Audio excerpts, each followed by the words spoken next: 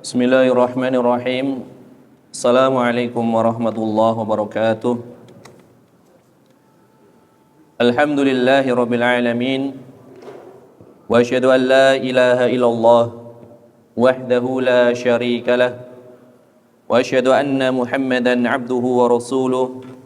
Sallallahu wasallam alaihi wa ala alihi wa sahbihi wa man ihtada bihadihi wastanna bisunnatihi ila yaumiddin, amma ba'd. Kaum muslimin dan muslimat yang semoga dirahmati oleh Allah Subhanahu wa taala, kita lanjutkan kajian kitab Bulughul Maram. Insyaallah taala pada kesempatan kali ini kita akan membahas apa-apa yang berkaitan dengan hukum dari anggota badan hewan yang terpotong dalam kondisi masih hidup. Apakah dihukumi sebagai sesuatu yang najis atau dihukumi sebagai sesuatu yang suci? Inilah yang akan kita bahas. Qala al-mu'allif rahimahullahu ta'ala, penulis Al-Hafidz Ibnu Hajar Al-Asqalani rahimahullahu ta'ala mengatakan di dalam kitab Bulughul Maram, di dalam babul miyah, bab air, wa an Abi Waqid Al-Laitsi radhiyallahu anhu qala, dan dari Abu Waqid Al-Laitsi radhiyallahu anhu, beliau berkata, qala an-nabiy sallallahu alaihi wasallam, Nabi sallallahu alaihi wasallam bersabda, ma quti'a minal bahimah wa hiya hayyatun fahuwa mayyitun. Apa-apa yang dipotong dari anggota tubuh dari hewan yang masih hidup, maka itu adalah dihukumi sebagai bangkai. Dihukumi sebagai bangkai. Akhrajahu Abu Dawud. Hadis ini dikeluarkan atau diriwayatkan oleh Imam Abu Dawud. Wa Tirmidzi wa hasanahu. Dan diriwayatkan pula oleh Imam At-Tirmidzi, dan beliau menghasankan hadis ini. Wal lafdzu lahu. Dan redaksi yang dibawakan adalah redaksi yang dimiliki oleh Imam At-Tirmidzi. Ini adalah terjemahan hadisnya secara global. Jamaah rahimanillah wa iyyakum, perlu diketahui kebanyakan ulama yang menuliskan hadis-hadis ahkam, hadis-hadis yang berkaitan dengan hukum-hukum fikih, mereka membawakan hadis ini kebanyakan di kitab Al-At'imah, kitab yang berkaitan dengan makanan maupun minuman, was-sayd, dan kitab berburu yang berkaitan dengan berburu. Ini kebanyakan para ulama. Di antaranya adalah Imam Abu Dawud di dalam Sunan beliau, di dalam kitab Sunan beliau. Demikian juga Imam At-Tirmidzi di dalam Sunannya. Demikian pula pemilik kitab Al-Muntaqa, Al-Muntaqa fi Akhbaril Mustafa, atau lebih populer dengan istilah Muntaqal Akhbar, karya jad atau kakek dari Syekhul Islam Ibnu Taimiyah, yang nama beliau adalah Abdus Salam, kunyahnya Abul Barakat, gelarnya Majduddin Abul Barakat Abdus Salam bin Taimiyah, di dalam kitabnya Al-Muntaqa, Al-Muntaqa fi Akhbaril Mustafa. Yang kitab ini disyarah dengan sangat bagus oleh salah seorang ulama dari Sana'a, dari Yaman, yaitu Al-Imam Asy-Syaukani rahimahullahu taala, dengan nama kitab Nailul Awtar fi Syarhi Muntaqal Akhbar, syarah yang sangat bermanfaat bagi para penuntut ilmu. Disarikan syarah ini kebanyakan disyarikan dari diambil dari syarahnya Al-Hafidz Ibnu Hajar di dalam Fathul Bari dan Al-Imam An-Nawawi di dalam Syarah Muslim. Jadi kitab yang sangat berfaedah. Beliau juga membawakan di dalam kitabnya, di kitab Al-At'imah. Kenapa Al-Hafidh Ibnu Hajar Al-Asqalani malah memasukkan hadis ini di babul miyah, di bab air? Tentu ada kaitannya. Apa kecocokan antara hadis ini dengan bab air? Maka barangkali beliau ingin memberikan penjelasan bahwasannya apapun yang terpotong dari binatang yang masih hidup, apabila bangkainya adalah bangkai yang najis, maka apabila masuk ke dalam air tidak menyebabkan airnya najis. Contohnya apa? Bangkai yang suci. Bangkai ikan dan belalang terpotong ketika masih hidup, masuk ke dalam air, maka tidak menjadi najis karena bangkainya suci. Sedangkan bangkai yang najis apabila masuk ke dalam air, maka menyebabkan apa? Menyebabkan airnya menjadi najis. Bangkai kambing misalkan, bangkai kerbau, bangkai onta dan yang semisalnya masuk ke dalam air, maka airnya menjadi najis karena potongan badan tersebut adalah sesuatu yang najis. Maka beliau bawakan di dalam babul miyah, bab air. Jamaah rahimanillah wa iyyakum. Ucapan Al-Hafidh wa an Abi Waqidin Al-Laitsi radhiyallahu anhu, yang maknanya dan aku juga meriwayatkan dari Abu Waqid Al-Laitsi. Abu Waqid beliau lebih terkenal dengan kunyahnya. Lebih terkenal dengan kunyahnya, Abu Waqidin Al-Laitsi. Adapun nama beliau para ulama berbeda pendapat. Sebagaimana Abu Hurairah, tetapi tidak sebanyak Abu Hurairah.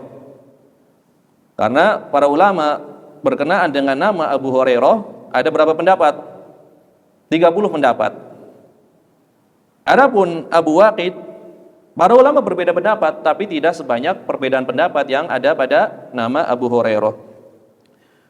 Di antara ulama mengatakan bahwa nama beliau adalah Al-Harits ibnu Auf. Al-Harits ibnu Auf. Ini adalah pendapat Imam At-Tirmidzi yang meriwayatkan hadis ini juga. Sebagian pendapat mengatakan beliau masuk Islam pada tahun terjadinya Fathu Makkah atau beberapa saat sebelum terjadinya Fathu Makkah. Sebagian yang lain mengatakan bahkan beliau jauh-jauh hari telah masuk Islam, yaitu ketika sebelum terjadi perang Badar, dan beliau termasuk orang yang ikut perang Badar. Ini pendapat lain. Dan beliau termasuk dari penduduk Madinah. Termasuk dari penduduk Madinah. Kemudian beliau melakukan perjalanan ke Mekkah. Kemudian tinggal di Mekkah selama 1 tahun dan wafat di sana pada tahun 68 Hijriah, ya, sebagaimana diterangkan di dalam kitab Al-Isti'ab, ya, karya Al-Hafidh Ibn Abdul Bar An-Namari. Demikian juga diterangkan oleh Al-Hafidh Ibnu Hajar Al-Asqalani di dalam kitab Al-Isabah. Demikian juga diterangkan di dalam kitab Ma'rifatus Sahabah karya Al-Asbahani. Siapa Al-Asbahani? Abu Nu'aim. Abu Nu'aim Al-Asbahani, pemilik kitab yang masyhur Hilyatul Auliya, yang menerangkan biografi para kekasih Allah. Aulia, jamak dari wali. Yang kitab ini kemudian diringkas oleh Imam Ibnul Jauzi dengan nama kitab Sifatus Safwah. Sifatus Safwah. Sifat-sifat orang-orang pilihan, orang-orang utama. Inilah yang berkaitan dengan biografi dari rawi yang meriwayatkan hadis ini. Tadi dikatakan bahwasanya hadis ini diriwayatkan oleh Imam Abu Daud. Oleh Imam Abu Daud. Tetapi sebenarnya hadis ini diriwayatkan oleh 4 orang sahabat dari jalur yang lainnya. Di antaranya adalah dari Abu Sa'id Al-Khudri. Kemudian Abu Waqid ini, ya, rawi hadis ini, Abu Sa'id Al-Khudri, kemudian Abu Waqid Al-Laitsi, kemudian diriwayatkan pula oleh Ibnu Umar, dan diriwayatkan pula oleh Tamim Ad-Dari. Tamim Ad-Dari, salah seorang sahabat yang pernah bertemu dengan Dajjal, ya, ketika itu beliau masih Nasrani. Tamim Ad-Dari di sebuah pulau, yang beliau ketika menceritakan kisah tersebut kepada Rasulullah sallallahu alaihi wasallam, beliau lupa di mana pulau tersebut. Dan beliau termasuk di antara para qurra, ya, para qurra ahli qiraah, maka ditunjuk sebagai imam di zaman Umar bin Al-Khattab radhiyallahu anhu. Jadi dari 4 orang sahabat, Abu Sa'id, Abu Waqid Al-Laitsi, kemudian Ibnu Umar, dan Tamim Ad-Dari. Adapun yang diriwayatkan dari Abu Sa'id secara marfu, jadi bersambung sampai ke Rasulullah sallallahu alaihi wasallam. Tetapi Imam Ad-Darqutni mengomentari, ya, riwayat Abu Sa'id yang secara marfu itu adalah keliru, kata Imam Ad-Darqutni. Yang benar adalah riwayatnya mursal. Kalau marfu bersambung berarti sanadnya lengkap. Tabi'in, tabi'ut tabi'in, sahabat Nabi sallallahu alaihi wasallam. Adapun mursal berarti ada keterputusan sanad. Seorang tabi'in meriwayatkan langsung dari Nabi, disebut mursal tabi'in. Harusnya ada perantara dari sahabat. Maka hadis mursal secara umum dihukumi sebagai hadis yang dhaif. Adapun mursalnya sahabi itu sahih.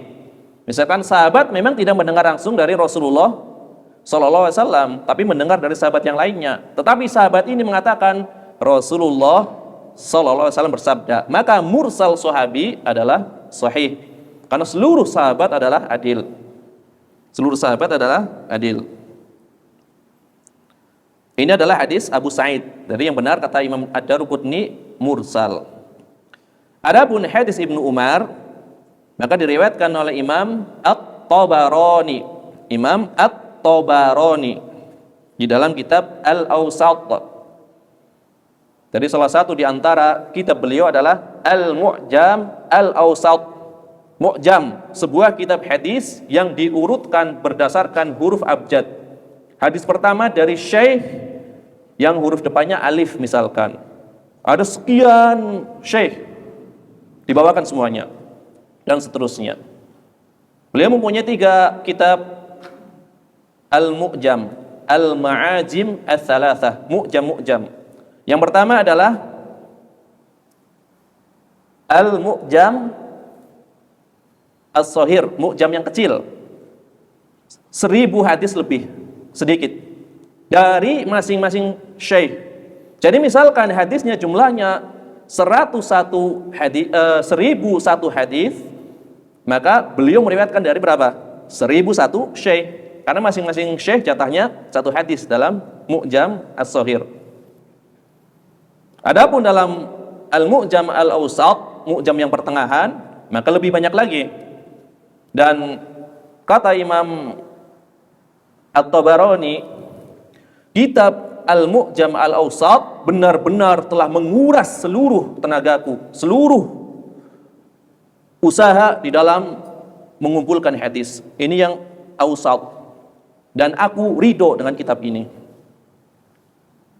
Dari yang paling dicintai dari 3 mu'jam ini adalah Mu'jam Al-Awsat yang pertengahan.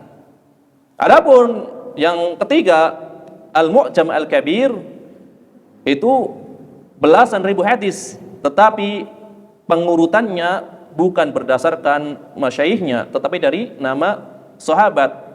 Berdasarkan huruf abjad juga, misalkan alif Abu Bakar, semuanya adalah dari Abu Bakar. Mirip seperti musnad.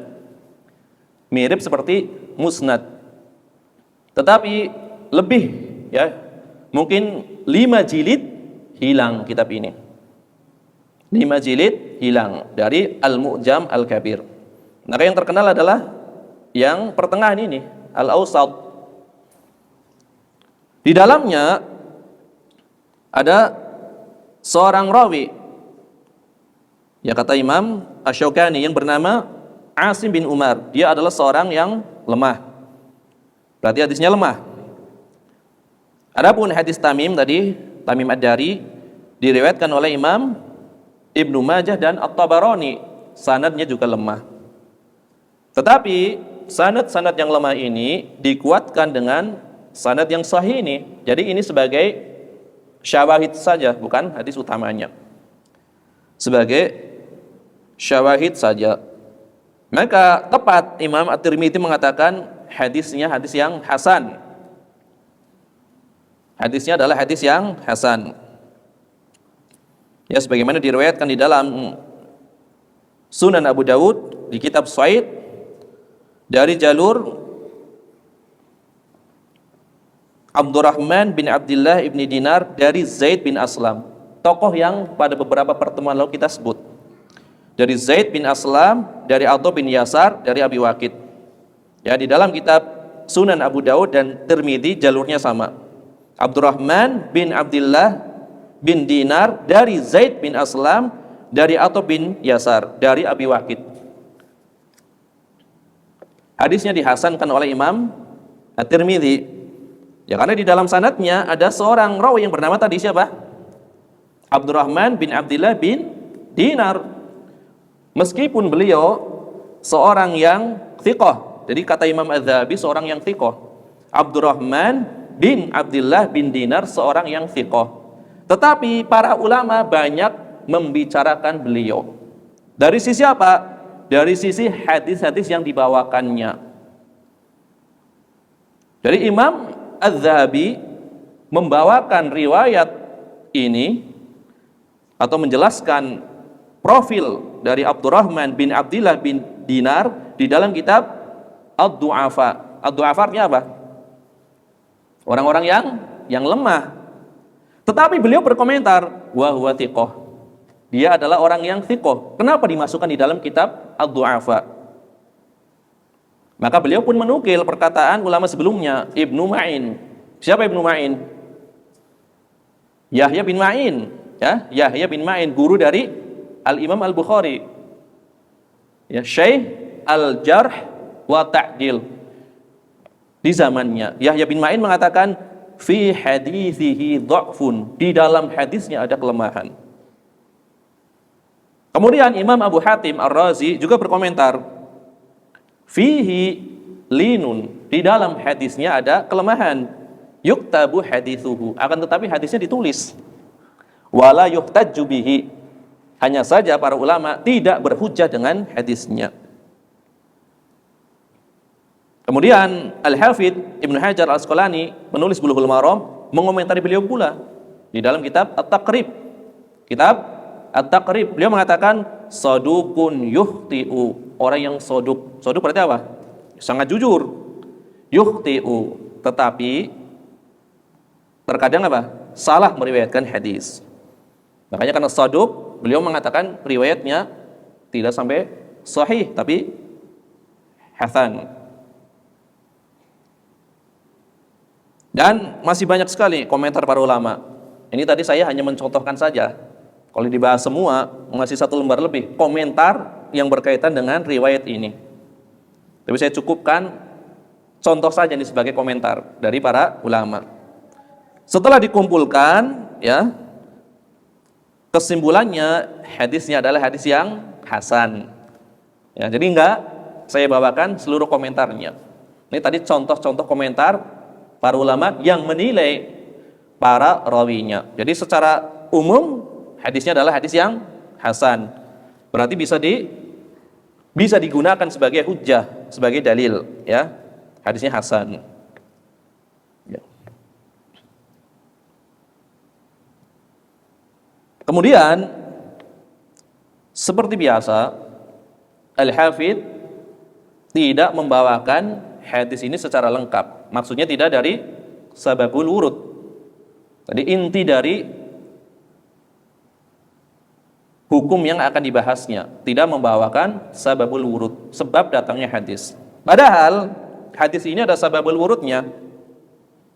Ya sebagaimana diterangkan di dalam kitab Sunan At-Tirmidzi, disebutkan dari Abu Waqid, ya, dari Abu Waqid, beliau mengatakan qadiman nabiyyu sallallahu alaihi wasallam al-Madinah. Nabi SAW ketika datang di Madinah, wahum yajubbuna asnimatal ibil. Maka orang-orang di Madinah itu mereka sedang memotong punuk dari onta. Masih hidup ontanya, dipotong punuknya. Wa yaqta'una aliyatil ghanam. Sebagian yang lainnya memotong bagian belakang dari kambing. Aliyat sebenarnya artinya pantat. Tapi Allah alam yang dimaksud apakah pantat atau ekornya. Apakah pantatnya atau ekornya. Yang jelas bagian belakang dari kambing pun dipotong. Masih hidup. Maka Nabi mengatakan, ma quti'a minal bahimah wa hiya hayyatun fahiya maitah. Ini lafaznya pakai maitah. Adapun riwayat yang kita bawakan tadi mayyitun. Ada maitatun, ada mayyitun. Apa-apa yang dipotong dari bahimah, dari binatang, wahiya hayyah, dalam kondisi masih hidup, fahiya maitah, maka itu disebut sebagai bangkai. Ini adalah lafaznya Imam At-Tirmidzi. Lafaz yang lainnya pakai maitah. Adapun yang dibawakan tadi adalah mayyitun. Mayyit berarti yang telah mati, ya bangkai-bangkai juga. Adapun di dalam riwayat Abu Daud tidak menyebutkan sababul wurud hadisnya, sebab datang hadisnya. Di sini ucapan Rasulullah sallallahu alaihi wasallam maquti'a minal bahimah. Ada ma di sini. Ma quti'a. Para ulama berbeda pendapat memaknai ya ma di sini. Sebagian mengatakan ma di sini adalah isim syarat. Berarti membutuhkan apa? Jawab syarat. Berarti kalau kita katakan ma di sini adalah isim syarat, maka diterjemahkan apa? Apapun yang terpotong dari bagian tubuh binatang yang masih hidup, maka menjadi bangkai. Apapun. Tapi sebagian mengatakan di sini adalah ma mausul yang bermakna yang. Jadi apa-apa yang terpotong dari bagian tubuh binatang yang masih hidup, maka menjadi bangkai. Maka menjadi bangkai. Tapi baik ma di sini adalah dihukumi sebagai syartiyah ataupun mausulah, maknanya sama. Intinya bagian tubuh yang terpotong tersebut dihukumi sebagai bangkai. Bangkai ada kalanya asalnya bangkai yang najis, ada kalanya bangkai yang asalnya suci. Ini adalah yang berkaitan dengan makna maquti'a minal bahimah. Apa-apa yang terpotong atau dipotong dari bahimah, dari hewan. Kemudian setelah kita mengetahui maknanya secara umum, maka ada beberapa masail, ya, permasalahan-permasalahan yang dihasilkan dari hadis ini.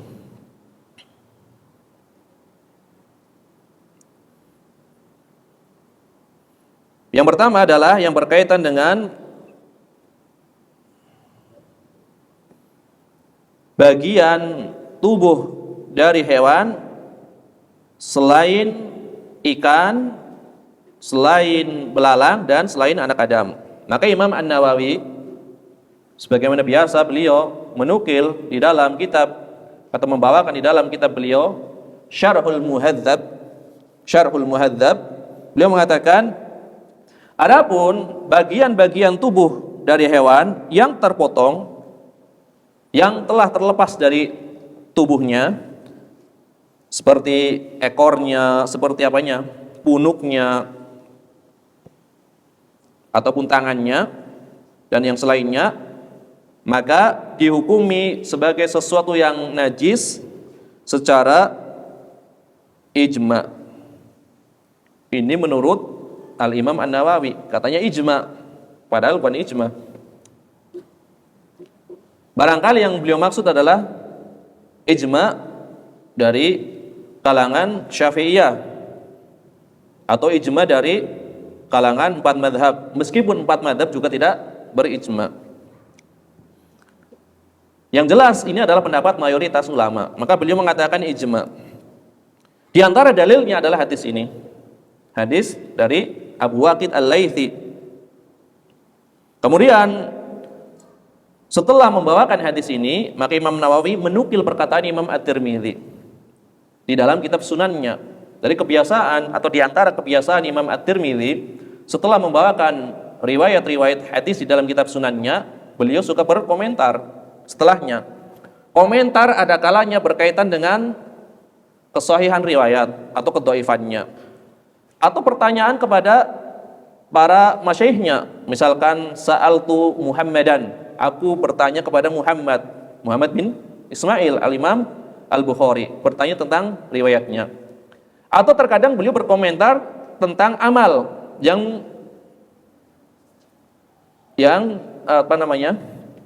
terkadang beliau berkomentar tentang amal yang banyak dilakukan oleh para ulama di zaman beliau yang berkaitan dengan hadis yang beliau bawakan. Jadi komentarnya beragam di dalam kitab Sunan At-Tirmidzi.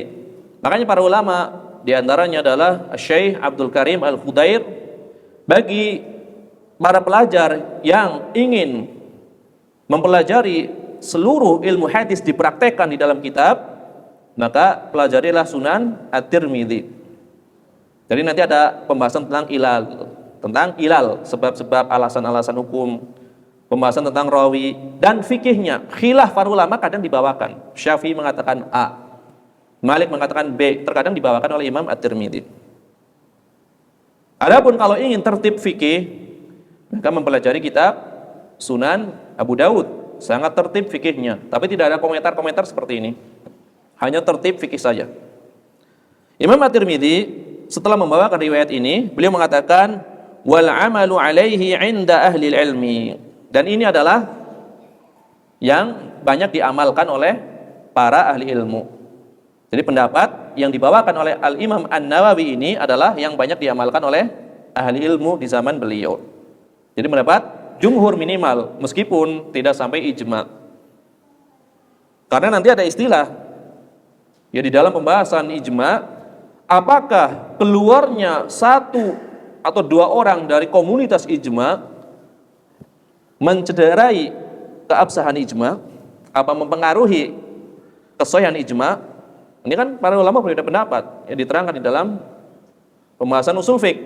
Sebagian mengatakan kalau keluarnya 1 atau 2 orang dari ijma, maka tetap ijma itu berlaku. Sebagian lagi tidak. Selama masih ada yang keluar dari pendapat tersebut, maka tidak dikatakan ada ijma. Di antara yang berpendapat seperti itu adalah Imam Asy-Syaukani. Makanya memang ada beberapa perkara, misalkan 4 mazhab atau ulama yang lainnya bersepakat, ternyata Imam Ibnu Hazm menyelisihinya misalkan. Apakah pernyataan ijma itu dianggap? Nah, ini ada khilaf di kalangan para ulama. Dikeluarnya 1 atau 2 orang dari komunitas ijma tidak mempengaruhi kesahihan ijma. Itu banyak ulama juga yang berpendapat seperti itu. Tetapi apapun itu, minimal pendapat ini adalah pendapat jumhur atau mayoritas ulama. Demikian juga ijma ini juga dinukil oleh Syekhul Islam Ibnu Taimiyah. Ya sebagaimana beliau katakan di dalam Majmu' al-Fatawa, telah ada kesepakatan para ulama sebagaimana pernyataan Al-Imam An-Nawawi rahimahullah ta'ala. Jadi hewan-hewan tersebut tadi yang selain ikan, selain belalang, selain anak Adam, apabila terpotong dalam kondisi masih hidup adalah najis. Ini juga kata Imam Ibnu Taimiyah adalah ijma tentang najisnya. Tetapi ternyata Al-Imam Al-Mardawi, Ali Ibn Sulaiman Al-Mardawi, salah seorang muharrir, bahkan pembesar dari kalangan Hanabilah era mutaakhirin, membawakan khilaf di dalam kitab beliau Al-Insaf. Al-Insaf fi ma'rifatir rajih minal khilaf. Membawakan riwayat-riwayat di dalam mazhab Hambali. Ternyata di dalam permasalahan ini tidak ada khilaf. Tapi beliau mengatakan khilaf syadz, khilaf yang syadz. Khilafnya tetap aja tidak dianggap. Walaupun ulama yang lain mengatakan khilafnya tetap dianggap. Ya, jadi kesimpulannya adalah pendapat kebanyakan para ulama. Ini adalah permasalahan yang pertama, ya. Najisnya bagian tubuh hewan selain yang kita sebutkan tadi apabila dipotong dalam kondisi masih hidup, ya. Pendapat kebanyakan para ulama. Ini masalah yang pertama. Adapun masalah yang kedua, masalah kebalikannya, hewan yang dikecualikan tadi, yaitu ikan, apalagi belalang dan anak Adam. Ini juga hampir ijma juga. Hampir ijma tentang sucinya. Kalau tadi apa?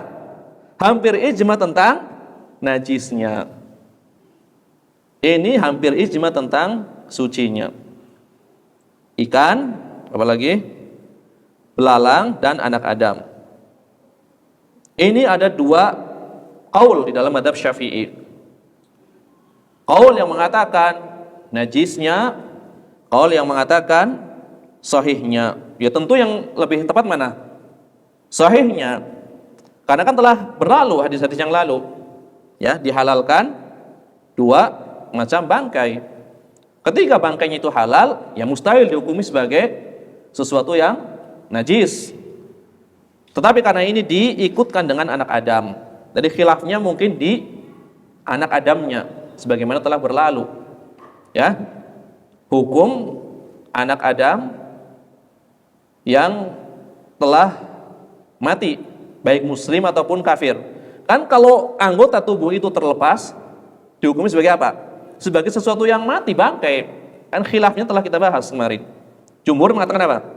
Suci. Ya. Yang mengatakan najis apa? Abu Hanifah berdalil dengan sebuah riwayat dari seorang zinji atau zanji, negro yang masuk ke dalam sumur Zam-Zam. Kemudian dikeluarkan orangnya, dikuras airnya. Seorang muslim, berarti sudah wafat nih. Kata Imam Abu Hanifah menunjukkan najisnya seorang muslim yang telah wafat. Berarti kalau dikaitkan dengan bagian tubuh yang terpotong, ketika terlepas dari tubuh kan seperti keadaan orang yang telah wafat. Maka berdasarkan pendapat Imam Abu Hanifah, najis. Dan berdasarkan sebuah pendapat dalam mazhab Syafi'i, itu najis juga. Tetapi kata Al-Imam An-Nawawi, yang lebih sahih dari dua pendapat di dalam mazhab Syafi'i adalah sucinya. Ya, sucinya badan atau bagian badan yang terpotong dari anak Adam, apalagi dari ikan dan belalang. Ini diterangkan juga di dalam kitab yang sama, Syarhul Muhadzab, Al-Majmu' Syarhul Muhadzab. Saya sering ya membawakan nukilan dari Al-Majmu' Syarhul Muhadzab. Jadi sekedar info saja, di kalangan para pembelajar mazhab Syafi'i, di antara kitab yang paling padat membahas permasalahan-permasalahan yang berkaitan dengan fikih Syafi'i adalah kitab Al-Majmu' Syarhul Muhadzab karya Al-Imam An-Nawawi. Hanya saja beliau tidak sempat menyelesaikan kitab beliau keburu wafat. Asalnya adalah kitab Al-Muhadzab karya Abu Ishaq Asy-Syirazi Asy-Syafi'i, kitab Al-Muhadzab tentang fikih Syafi'i. Maka dihafal oleh Imam An-Nawawi, baru dihafal seperempatnya bagian ibadahnya. Dihafal seperempatnya bagian ibadahnya. Dan beliau pun baru mensyarah seperempatnya juga.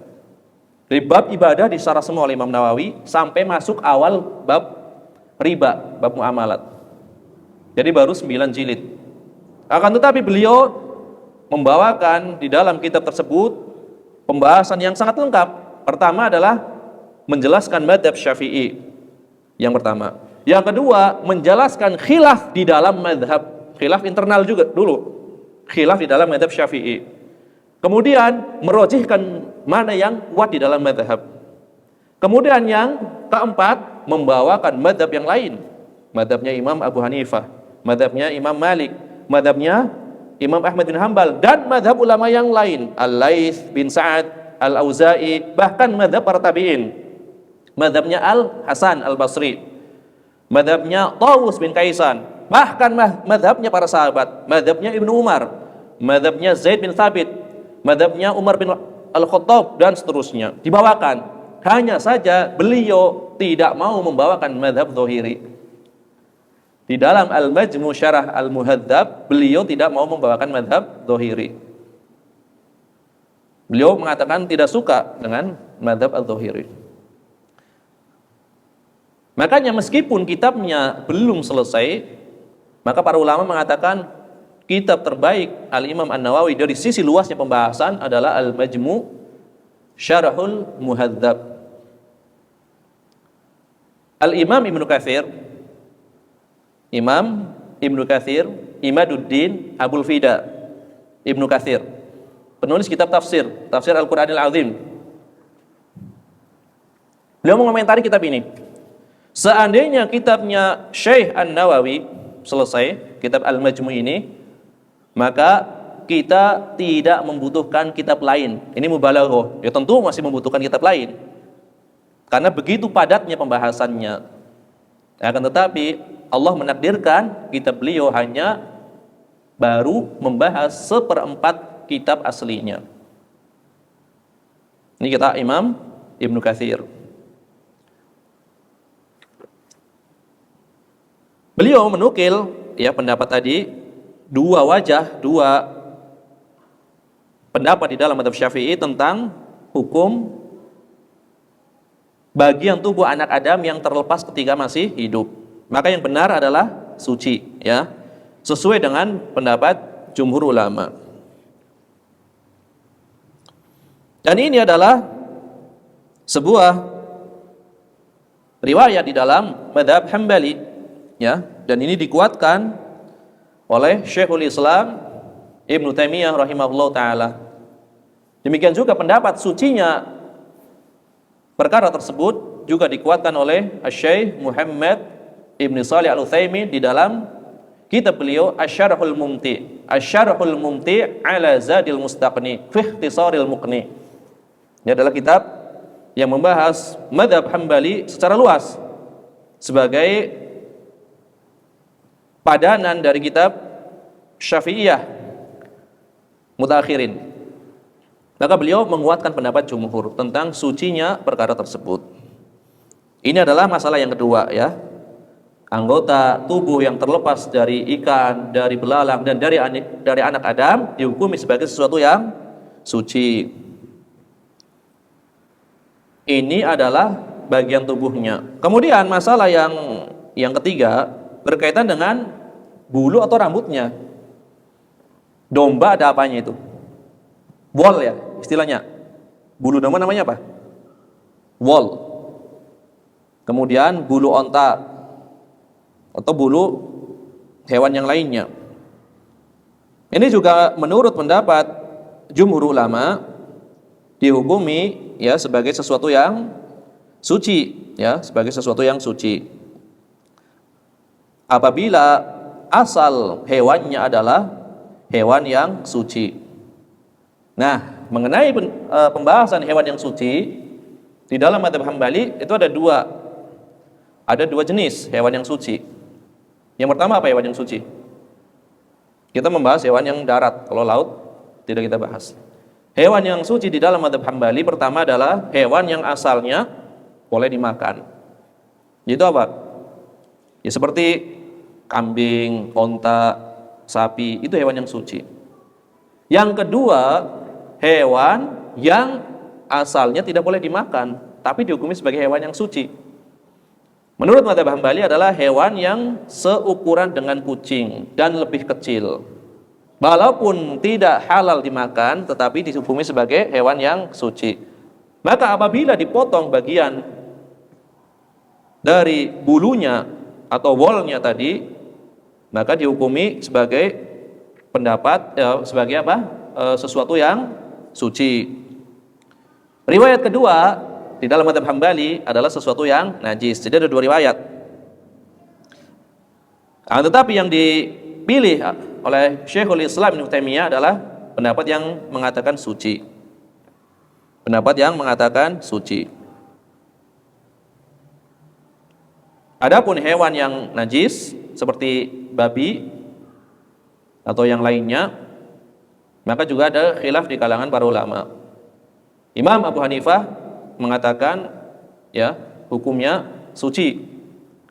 Adapun Imam Syafi'i mengatakan hukumnya najis. Bulunya pun najis. Berarti kalau menggunakan yang biasa buat bakar ikan apa itu? Kuas ya. Kuas dari bulu hewan yang asalnya najis, berdasarkan pendapat yang mengatakan najis maka nggak boleh. Tapi bagi pendapat yang mengatakan hukumnya suci, maka menggunakan bulu babi boleh nggak? Ya tentu boleh. Tapi keluar dari perselisihan lebih utama. Ya, keluar dari perselisihan adalah dianjurkan. Jadi hindari saja. Dihindari saja. Ini adalah yang berkaitan dengan bulu hewan. Kemudian yang keempat adalah berkaitan dengan at-toridah. At-toridah itu hewan buruan yang sangat liar, tidak memungkinkan untuk disembelih. Tidak memungkinkan untuk disembelih, sangat liarnya, lari-lari terus tidak bisa ditangkap. Maka cara membunuhnya adalah dengan cara diburu rame-rame, bareng-bareng.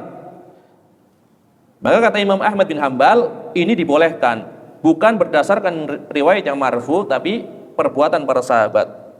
Jadi para sahabat ketika itu mendapati ya salah satu hewan yang susah untuk disembelih, lari-lari terus, sangat galak. Maka sebagian mereka ada yang melempar dengan tombak, sebagian mereka ada yang memotong bagian tubuh tertentu dengan pedangnya, padahal masih hidup, sampai akhirnya binatang tersebut mati. Ini namanya toridah, dan ini dibolehkan. Dan ini keadaan khusus seperti ini dibolehkan. Ini adalah yang berkaitan dengan at-toridah. Kemudian yang kedua berkaitan dengan apa? Berkaitan dengan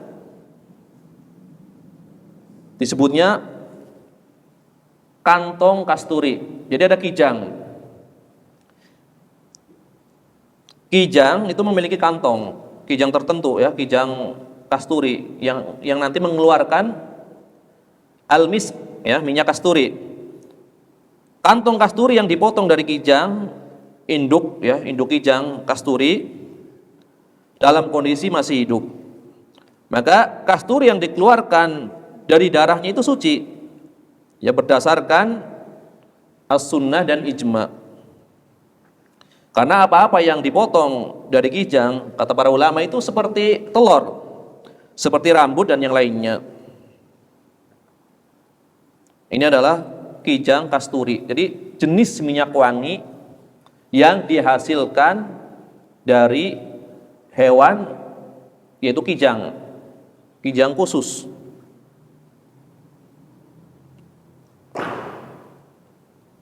Disebutkan ya di dalam ya kitab Fathul Jalali wal Ikram, Syekh Utsaimin mengatakan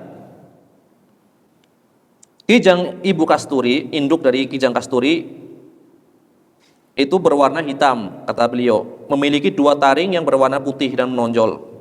Kemudian ada kelenjar yang ada di pusat perutnya, di pusarnya, dan mengeluarkan darah pada waktu-waktu tertentu dalam setahun. Jadi dalam setahun itu nanti di kelenjar tersebut ya, di bagian pusatnya atau pusarnya itu mengeluarkan darah pada waktu-waktu tertentu selama 1 tahun itu.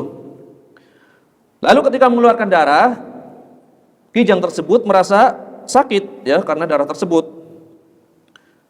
Kemudian apabila telah sempurna, maka kulit yang menempel yang menjadi kantongnya nanti jatuh dari badan kijang tersebut dan menjadi parfum yang paling baik, paling mahal.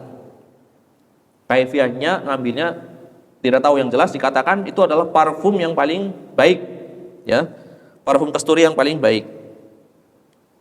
Jadi 2 perkara ini dikecualikan ya. Yang pertama adalah berkaitan dengan at-toridah, itu hewan yang susah untuk disembelih secara langsung sehingga harus diburu.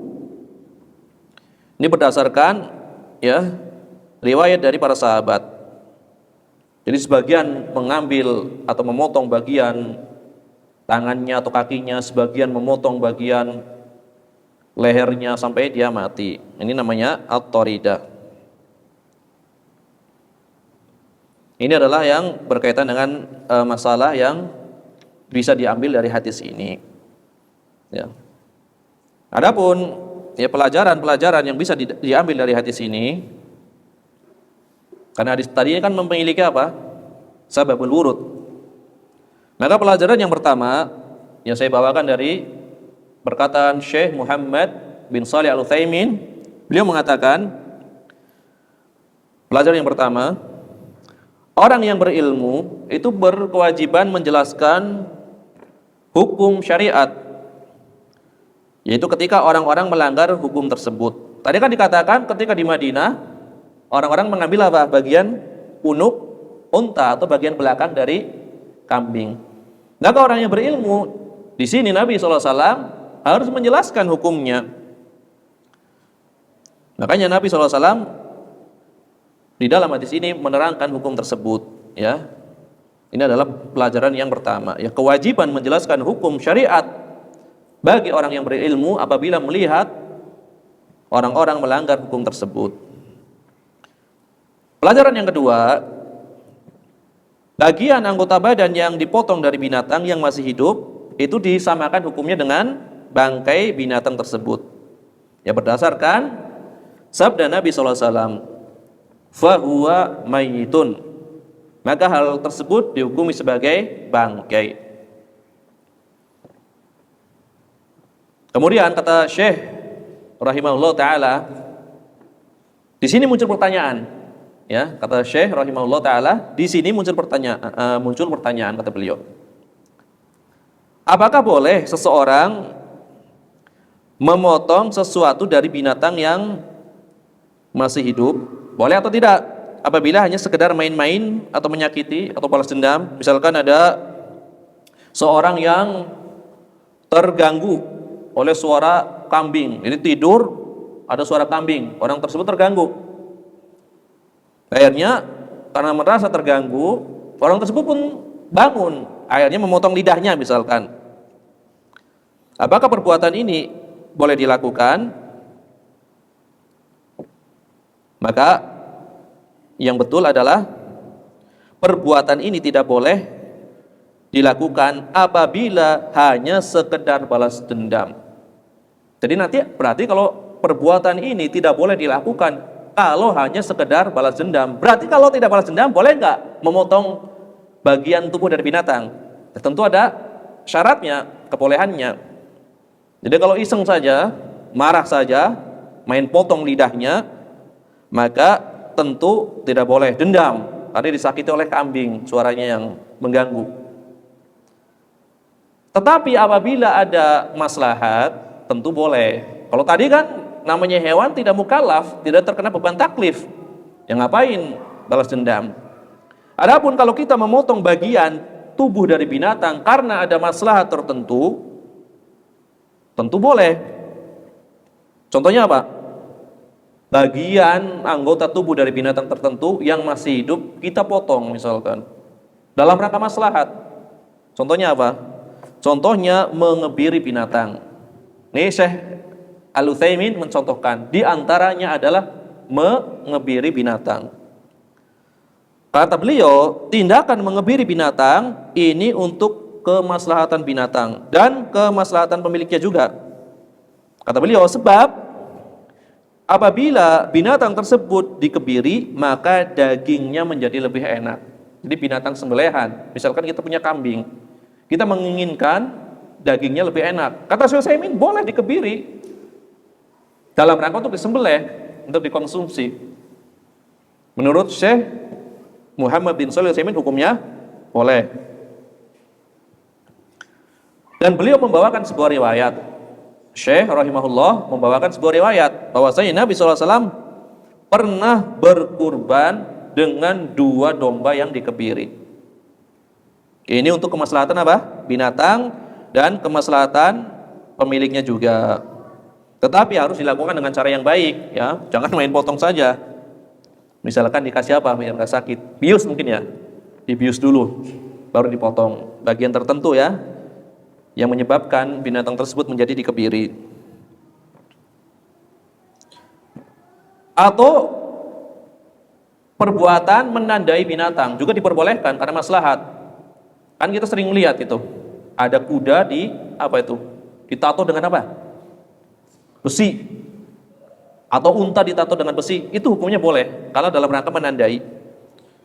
Disebutkan dalam sebuah riwayat bahwasanya Nabi SAW pernah mencap atau menandai onta sedekah dengan besi yang panas. Besi dibakar, kemudian dicap onta tersebut. Maka diperbolehkan. Walaupun mungkin ini menyakiti, tetapi kan menjadi kemaslahatan bagi pemiliknya. Karena cap tersebut sebagai tanda, sehingga tidak akan tertukar binatang tersebut. Adapun perbuatan yang dilakukan oleh orang-orang jahiliyah atau menyerupai orang-orang jahiliyah, jadi di zaman jahiliyah kan ada kebiasaan ketika itu. Mereka terbiasa apa? Memotong telinga binatang. Kemudian membelah telinga apa? Onta betina. Ya disebutnya apa? Bahirah. Dibelah telinganya. Kemudian membiarkan onta betina yang disebut saibah itu dibiarin aja pergi kemana-mana karena suatu nadar. Jadi nadar membiarkan onta betina, enggak diapa-apain. Ini adalah perbuatan jahiliyah, memotong telinga, membelah telinga onta betina. Onta tidak dimanfaatkan, disuruh pergi karena nadar. Ini adalah perbuatan yang tercela karena ini adalah menyerupai atau ini adalah dahulu perbuatan orang-orang jahiliyah. Karena keyakinan orang jahiliyah ketika itu pada binatang-binatang yang tadi telinganya telah dibelah atau hewan yang tadi dijadikan nadar, itu menurut orang jahiliyah menandakan bahwasanya binatang tersebut haram. Jadi tidak boleh dimanfaatkan lagi. Dan masih banyak kaidah-kaidah orang jahiliyah ketika mengharamkan sesuatu yang Allah dan Rasulnya tidak mengharamkannya. Misalkan ada kambing atau onta telah berumur cukup, sudah tua, ontanya sudah tua, maka sebagian orang jahiliyah mengatakan diharamkan onta tersebut untuk dinaiki atau diharamkan susunya untuk diperah, maka wajib dibiarkan kemana-mana. Apa maksudnya? Dibiarkan saja pergi kemana saja. Ini adalah perbuatan-perbuatan jahiliyah. Ini pelajaran yang kedua. Pelajaran yang kedua dari Syekh Muhammad bin Shalih Al-Utsaimin. Adapun pelajaran yang ketiga, Nabi SAW selalu berusaha keras, ya, berusaha dengan Beliau selalu berusaha keras menyampaikan petunjuk kepada manusia. Begitu Nabi mengetahui ada suatu permasalahan, maka Nabi memberikan penjelasannya. Ini adalah sikap Nabi SAW yang bersegera. Karena ada sebuah kaidah yang sering kita dengar, takhirul bayan fi waqti hajah la yajuz. Mengakhirkan penjelasan pada saat yang diperlukan itu nggak boleh. Bagi Nabi SAW, maka Nabi begitu melihat ada sesuatu yang salah, maka Nabi langsung menjelaskan hukumnya. Ya, tidak boleh mengakhirkan penjelasan pada waktu yang dibutuhkan. Ini adalah pelajaran yang ketiga. Kemudian disebutkan oleh Syekh Abdullah Al-Bassam. Kalau tadi adalah pelajaran dari Syekh Muhammad bin Shalih Al-Utsaimin, jangan terlalu banyak. Sekarang dari Syekh yang lainnya, dari Syekh Abdullah Al-Bassam. Nah, beliau mengatakan ini di dalam kitab beliau Syarah Bulughul Maram juga. Jadi sekedar info juga, Syekh Abdullah Al-Bassam adalah salah seorang di antara kawan sejawat Syekh Muhammad bin Shalih Al-Utsaimin. Beliau berguru mulazamah langsung kepada Syekh Abdurrahman As-Sa'di rahimahullah ta'ala. Syekh Abdullah Al-Bassam. Maka beliau pun mulai menyetorkan hafalan-hafalan mutun-mutun ilmiah. Kata Syekh Abdullah Al-Bassam, maka kami mempelajari Bulughul Maram dari Syekh Abdurrahman As-Sa'di. Kemudian aku pun telah menghafal kitab ini, kitab Bulughul Maram. Jadi beliau menghafal kitab Bulughul Maram, kemudian disetorkan pada Syekh As-Sa'di. Dan beliau mensyarah kitab tersebut. Setelah dihafal, disyarah. Seperti Imam An-Nawawi tadi, dihafal dulu baru disyarah. Maka beliau mensyarah dengan syarah yang bagus, yang indah, tertib, dengan nama Tawdihul Ahkam min Bulughil Maram. Jadi kesimpulan dari syarah-syarah ulama sebelumnya, Syekh Abdullah Al-Bassam. Atau kitab beliau yang ringkas 1 jilid tapi bagus, berfaedah, kitab Taysirul Allam Syarh Umdatil Ahkam. Taysirul Allam Syarah Umdatil Ahkam, itu juga bagus. Syekh Abdullah Al-Bassam, kata beliau, aku telah menghafal kitab Bulughul Maram dan aku berusaha mensyarahnya dari pelajaran-pelajaran yang aku dapatkan dari masyayikh dan dari referensi ulama sebelumnya. Jadi menggabungkan pelajaran di kajian dan dari kitab-kitab yang telah ditulis, ya, sebagaimana telah berlalu kitab-kitab sebelumnya yang mensyarah kitab Bulughul Maram. Maka beliau mengatakan, ya, di dalam kitab Tawdihul Ahkam, beliau mengatakan pengarang ensiklopedi berbahasa Arab. Jadi ada kitab Mausu'ah, kitab ensiklopedi, ya, berbahasa Arab yang berkaitan dengan kehidupan hewan. Jadi nanti ada kitab khusus yang membahas tentang berbagai macam jenis hewan. Terdahulu juga ada ulama terdahulu. Di antara ada kitabnya Al-Jahil, seorang Mu'tazilah, punya Kitabul Hayawan, kitab hewan-hewan, diterangkan oleh Jahil, jenis-jenis hewan. Ribuan jenis diterangkan dalam kitab khusus. Jadi unik-unik kitabnya Al-Jahil. Seorang Mu'tazilah, sangat hobi baca. Ada kitab Al-Bukhala, orang-orang pelit. Jadi satu kitab khusus membahas tentang orang-orang pelit berdasarkan riwayat. Ini kitab-kitabnya Al-Jahil, seorang yang sangat gemar membaca buku, tetapi akidahnya Mu'tazilah. Maka kalau yang berkaitan dengan lughah atau ilmu-ilmu yang umum, beliau banyak dipakai juga sebagai referensi. Adapun akidahnya Mu'tazilah. Terkadang beliau menyewa perpustakaan disewa berapa bulan. Jangan ada yang masuk, saya ingin menyelesaikan kitab-kitab yang ada di perpustakaan tersebut. Maka dikatakan di antara sebab wafatnya beliau adalah kejatuhan rak di maktabah. Jahil, Al-Mu'tazili. Ini salah satu kitabnya, Kitabul Hayawan. Syekh Abdullah Al-Basam menjelaskan di dalam kitab ya ensiklopedia berbahasa Arab ya menerangkan tentang hewan-hewan. Beliau menjelaskan perkara yang dikecualikan dari hadis tadi, yaitu perkara yang berkaitan dengan minyak kasturi. Ya, minyak kasturi. Maka beliau mengatakan minyak rusa warnanya hitam. Kemudian rusa tersebut sebagaimana telah diserangkan oleh Syekh Utsaimin, apabila telah sempurna mengeluarkan zat yang ada di dalam tubuhnya, maka menjadi sebuah wadah, kemudian jatuh dan menjadi jenis parfum yang paling baik. Ini seperti faedah yang diberikan oleh Syekh Utsaimin. Tadi saya belum sempat baca, ternyata faedahnya sama. Ya kan beliau kan satu level. Ini berkaitan dengan minyak misik. Jadi tidak ada faedah lagi. Ternyata faedahnya sama. Tadi saya belum sempat melihatnya, belum sempat membaca. Ternyata faedah yang dibawakan adalah yang berkaitan dengan minyak kasturi. Inilah ya beberapa pelajaran-pelajaran yang bisa diambil dari hadis ini. Ya insya Allah pada pertemuan yang akan datang kita akan memasuki ya bab baru ya. Babul aniyah. Bab tentang bejana atau wadah.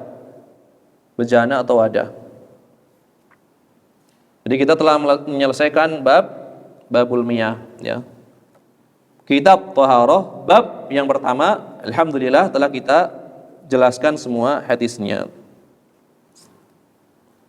Ya memang Imam Ibnu Hajar ini tidak membawakan seluruh hadisnya yang berkaitan dengan babul miyah. Karena beliau kan di mukadimahnya mengatakan hadis pokok saja. Adapun di kitabnya Majduddin Ibnu Taimiyah sangat banyak. Lebih dari apa yang kita bahas. Hadisnya lebih banyak. Dan tidak disingkat riwayatnya. Di kitabnya Majduddin Ibnu Taimiyah. Total hadisnya 3.900-an, hampir 4.000. Hampir 4.000. Jadi hadis ahkam di antara hadis ahkam yang terbesar. Padahal ringkasan dari Al-Ahkam Al-Kubro. Jadi Majduddin Ibnu Taimiyah punya kitab Al-Ahkam Al-Kubro. Diringkas menjadi Al-Muntaqo. Sehingga totalnya menjadi 3.900-an. Itu ringkasan. Asalnya lebih banyak. Ya inilah yang berkaitan dengan pembahasan di sini ya. Barangkali ada satu atau dua pertanyaan maka dipersilahkan. Ya.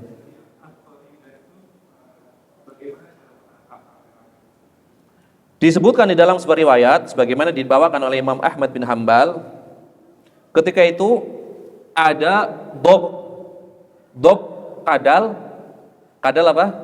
Kadal gurun, sebuah riwayat. Maka para sahabat beramai-ramai memburunya, diburu saja. Maka sebagian tadi melemparkan tombaknya, sebagian memotong bagian tertentu dari tubuhnya sampai dia mati. Karena memang susah. Tapi ini khusus binatang yang memang galak biasanya, yang liar. Bukan menyengaja hewan yang tidak liar dibunuh. Diambil bagian tubuhnya kayak onta tadi. Onta ditangkap, dia nggak lari, nggak kemana-mana, dipotong bagian punuknya. Tentu ini adalah dihukumi sebagai bangkai. Ini memang susah, tidak memungkinkan untuk disembelih. Ada onta liar, ngamuk misalkan, nggak ada yang berani mendekatinya, maka dengan cara tadi, at-taridah. Ini riwayat dari sahabat. Maka kata Imam Ahmad bin Hambal, tidak mengapa dengan taridah, buruan yang sukar untuk disembelih, yang ditangkap rame-rame. Walaupun hadisnya adalah atau riwayatnya adalah perbuatan para sahabat. Kalau perbuatan Di zaman Nabi memang tidak disebutkan riwayat ini. Ya, wallahu a'lam bishawab.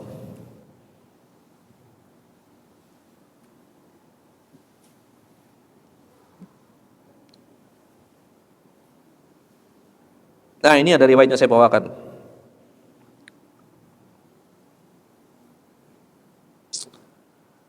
Dari sebuah riwayat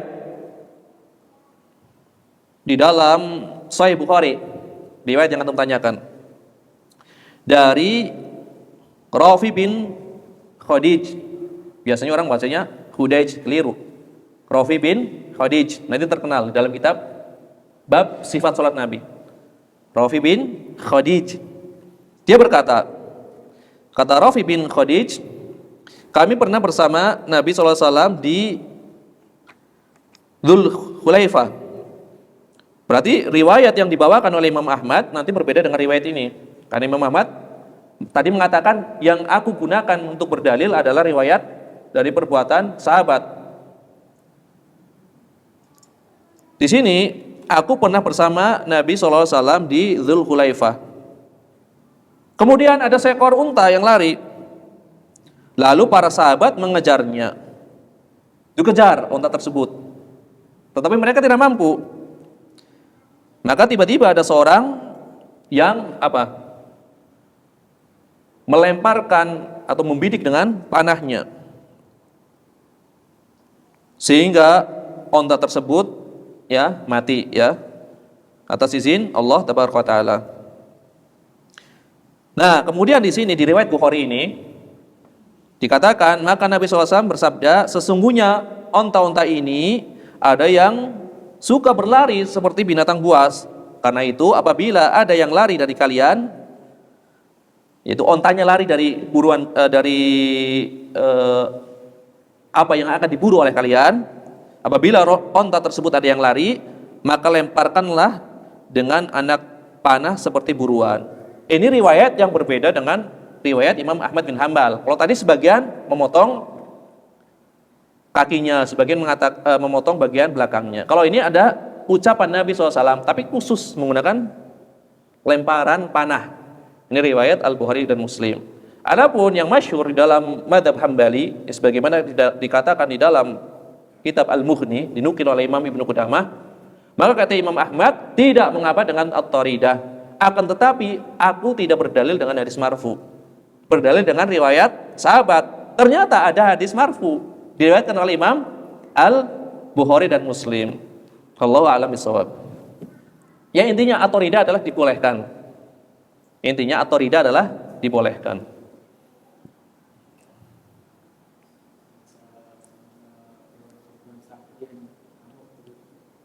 Ya, maka para ulama mengkiaskan, tapi memang dengan syarat memang tidak memungkinkan untuk disembelih dan dia lari.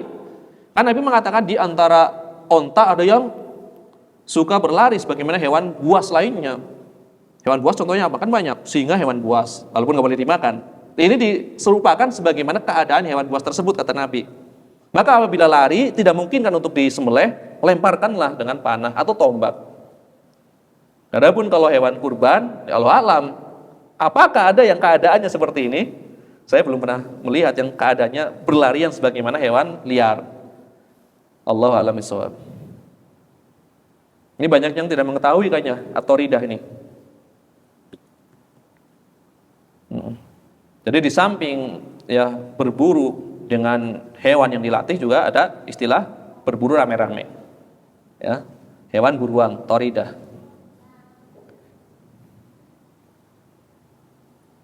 Ya, barangkali ini yang bisa disampaikan. Ya, semoga Allah Tabaraka wa Ta'ala memberikan taufiknya kepada kita semua. Subhanakallahumma bihamdika asyhadu an la ilaha illa anta astaghfiruka wa atubu ilaik. Wa sallallahu wasallam ala nabiyyina Muhammad wa ala alihi washabihi ajmain. Wa akhiru da'wana anil hamdulillahi rabbil alamin.